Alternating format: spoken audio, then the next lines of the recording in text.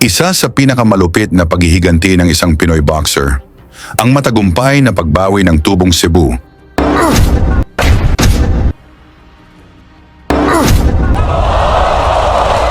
na si Jason Pagara kontra sa Mexican boxer na si Rosbel Montoya. Sa una nilang paghaharap ay natalo si Pagara sa pamamagitan ng unanimous decision. Ngunit sa kanilang rematch, pinabagsak ni Pagara si Montoya ng 4 na beses at muling binawi ang kanyang WBO International Super Lightweight title. Parehong naganap ang dalawang laban sa Waterfront Hotel and Casino. 2 buwan lang ang nakalipas. Kailangang depensahan agad ni Pagara ang kanyang titulo. Dito ay makakatapat niya ang kinatatakutang undefeated fighter mula Barbados Island. Si Miguel Antoine may 17 panalo, walang talo at 13 dito ay sa pamamagitan ng knockouts. Ang binansagang Hands of Stone dahil sa lakas ng kanyang mga kamao. Pero hindi lang basta lakas ang dala nito, mayabang pa ang pahayag ni Antoine. Sabi niya, mas magaling daw siya kay Floyd Mayweather Jr. at ang misyon niya sa Pilipinas ay pasukuin si Pagara at isunod si Manny Pacquiao. Sabi pa niya, easy fight lang daw ito si Pagara dahil hindi pa raw ito nakalaban ng katulad niyang mabilis at malakas. Halika mga boxing fans, panoorin natin kung paano tinuruan ng leksyon ng Pinoy ang maangas na undefeated boxer na ito. Laban na ginanap sa SM Mall of Asia Arena, Pasay City, Philippines. Sa pagbungad ng unang round, parehong orthodox ang dalawang boxer na pinag-aralang ang galaw ng bawat isa. Antoine, Hands of Stone.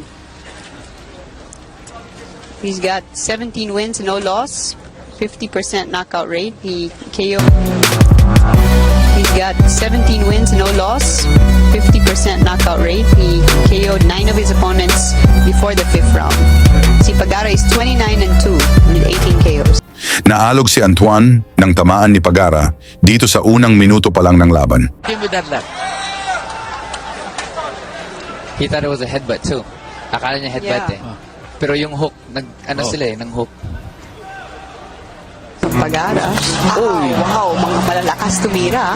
They're seryosohan talaga to. Oh, itong dalawa. Solid.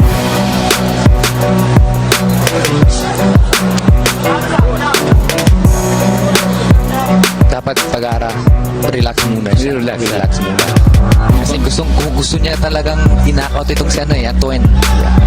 Mukhang gigil na gigil. Gigil talaga. Earlier in the letter, so he was speaking to their psychologist na talks to them para to That was a good straight for Antoine. You know, he may be from Barbados and they play cricket, but he looks like a fairly decent boxer. He is a very decent boxer. Makikita mo marunong siya mag-counter eh. Oo. Yeah, look at that muscle. They're very evenly, no? They're very evenly. Yung style nila eh. Marunong mag-counter. They're not too overly fast, but malakas lang dalawa. Yeah. Jason needs to throw that jab, no? Kailangan niya mag-jab para ma-set up yung straight. And he has the reach to do. So kulang yung jab, no? Just going Oh, for the jab big- talaga, just going for ma-set up mo talaga yung lahat. Nice counter again mula kay Antoine. Medyo lumalabas yung niya sa likod. Is that bothersome? No. Hindi naman. Actually, Jason is doing good with the head movement. Mako-confuse mo kalaban mo yun eh, di ba? Right, step back. Philippines in red.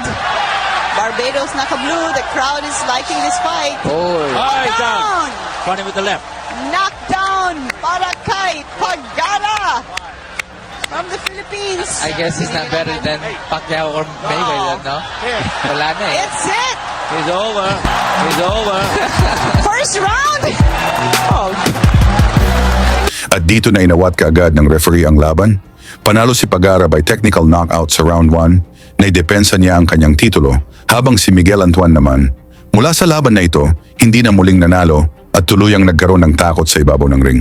Tungkol naman sa masabi nyo sa pinakita ni Pagara, pag-usapan na lang natin yan sa baba at huwag kalimutang suportahan ang ating video. Lagi niyong sundan, huwag magpapahuli. Pag-usapan ni bakbakan, balita niya at laban. Mga Pinoy na di nagpapagapi. Salamat sa mga suporta na lagi nandyan.